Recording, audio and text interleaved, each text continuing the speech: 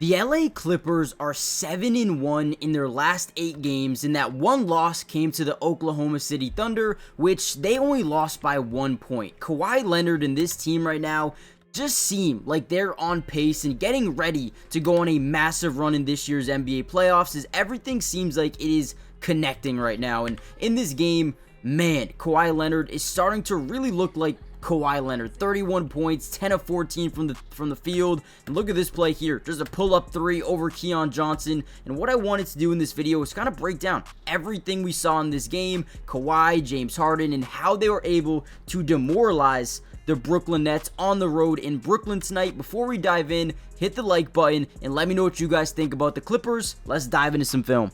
Now look at this play here. We're going to have James Harden come off this double high screen here. We're getting him down low. Now when we use this type of play, this type of action, that big usually heads over to guard James Harden off this pick and roll. Now we're going to roll right to the basket and we're going to just absolutely kill this defense. So again, as we get Nick Claxton to fully overcommit to James Harden off that screen, we're going to send Chris Dunn to the corner, and then we're also going to roll Zoo to the paint.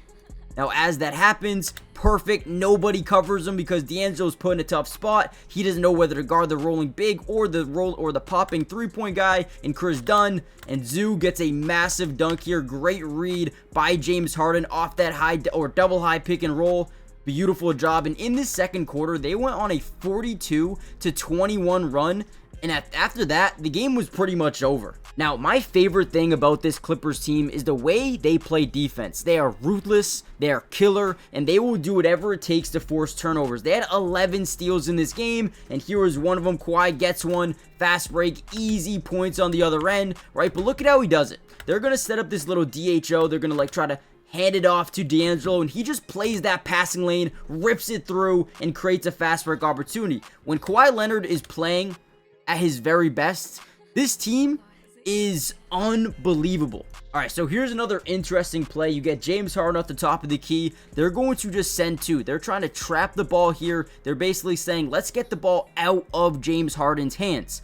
Now, the one thing we're going to do is we're going to send Zubac to a open area of the floor, and all we're going to do is whenever we're able to initiate that first double team, right, boom, now we're playing 4-on-3 basketball. Now, Zoo is so good in terms of being able to get into the lane, draw rotation, right, and figure out where to go with the basketball. You know, he's not really much of a driver to score the ball, but he does such a good job driving, reading the floor, kicking out to Kawhi Leonard, who stops and pops. Easy 3-ball, that catch and shoot ability. Look at this, man. Zoo making plays for his team. Basically no closeout because Zaire Williams doesn't even try, and Kawhi gets an easy 3. All right, here we go. Once again, now look at how we keep Kawhi the closest guy to James Harden, because once again, just like last possession, we know they want to send two. They want to get the ball out of James Harden's hands. So if we put Kawhi as the closest player to him, we know that double team is going to come from Kawhi Leonard's man.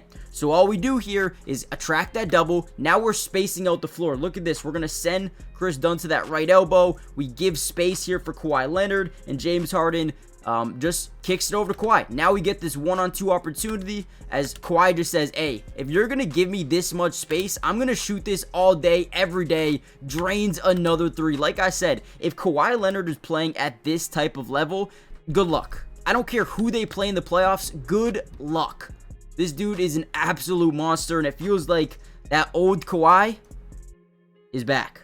Now, if that 42-21 run wasn't good enough to end the second quarter, they also went on a 37-21 run to start the third. Now, look at this. We're going to act like we're going to get a screen. Instead of taking it, we're going to cut back door. Look at Chris Dunn. Sometimes he's not the best offensive player, but man, he is quick. And a really good defender. Look at this, getting back in front, getting his hand into the catch radius, and now we have another transition opportunity, a 5-on-4 for our offense. And look at Kawhi, he's going to stop on an absolute dime, get D'Angelo leaning inside, step back, pull up 3, gets another one to go. This man, Kawhi Leonard, is unbelievable, but again, it all stems from really good defense, and I'm not saying because they beat the Nets, they're going to go on a massive run, but you want to see teams like the Clippers ultimately take down the teams that they're supposed to take down, and not only take them down, but destroy them. And that's what they did tonight. Very good sign here for Clippers fans. Now, before we get any further into the film analysis, do me a big favor, guys. Hit the like button if you want more Clippers videos, but more importantly, comment down below part 2, man. You guys have been killing it, and what this tells me is you guys want more videos, right? More footage, more film analysis for the rest of the season and the playoffs as well. So make sure you guys comment down below P2. Also, subscribe if you're new. It's free. Doesn't cost anything. And like I said, Clippers videos all year, man. Join the family, turn on post notifications, and let's get back into the film. All right, here we go. Another good play. Norman Powell, he's back fully healthy into the lineup. We're going to get him driving into the lane, send Zubac down low. Now we're reading this defender, this weak side defender, D'Angelo Russell. You can also take a look at the strong side defender as well. Those are usually the guys we like to read. As we drive in, you see that weak side, now strong side defender start to stagger over, opening up that corner, that strong side corner now. And look at Norman Powell. He reaches that point of attack last second, kicks it out to the corner. And again, look at his ability to, right, just overlook, pull up a three, say, hey, D'Angelo, I see you coming, but you don't phase me at all. Great job by Chris Dunn, who, you know, at times can be a really good offensive player. At sometimes he's really bad, but one thing I love about Chris Dunn is, man, he never gives up. He always is confident in himself, and these shots right here are going to be huge for the playoffs. He's going to need to hit them, and this is a good sign. All right, once again, we get this high pick and roll with Big Zoo and James Harden. Now, as Zoo comes off this screen, we want to attack this left side, right? Because, again, we want this strong side corner defender to hedge over just a little bit to guard that roll to the basket as the big hedges over to guard James Harden. And as his play starts to develop, boom, we see exactly that. He's in a drop zone coverage. But look at Cam Johnson start to rotate over just slightly. And now we, boom, send Norman Powell off this thing to go get the ball at the top of the key. Boom. And look at the quick trigger by Norman Powell. Again, when you have shooters like this, Norman Powell, Bogdanovic, makes your team so much more dynamic and lethal from downtown. Look at that quick trigger. Doesn't even think about it. No hesitation. Drains it 80-52 to start the third quarter. Unreal. All right, now we're going to clear out. We're going to send James Harden, Kawhi, Chris Dunn all to the right side.